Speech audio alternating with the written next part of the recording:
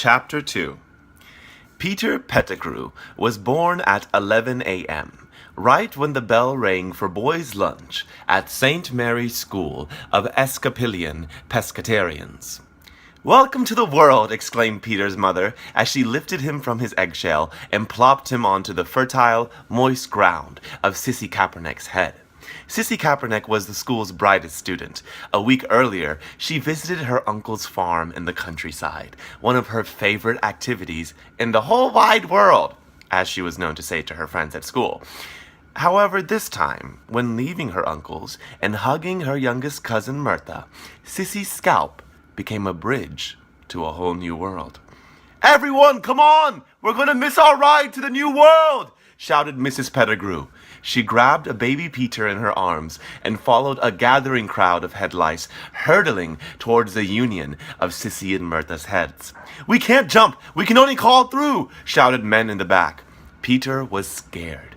He didn't know what was going on. He thought he was born into a home, but now that home was being evacuated for some strange reason he couldn't understand. "Ooh!" shouted Peter's Aunt Muriel. "This girl's scalp is just perfect," as she bit into the ground and started extracting that strange substance which seemed to rule the existence of all head lice in Peter's eyes. "Ouch!"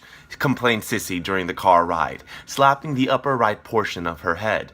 "What is it, dear?" asked Miss Kaepernick. "Nothing, Mom. I just had an itch," replied Sissy. "I keep telling your father to quit sending you to that dirty farm. You probably contracted head lice from one of those nasty cousins of yours." "They're not nasty, and the farm is not dirty. It's magical," Sissy yelled back to her mother. That night, as Sissy slumbered, a world of conversation buzzed upon her scalp. Peter's mother was making blood soup, while his father was shaving hair follicles for garnish. As they sat at the dinner table, Peter asked his mother a question. "Mother," asked Peter. "Yes, my dear," she responded.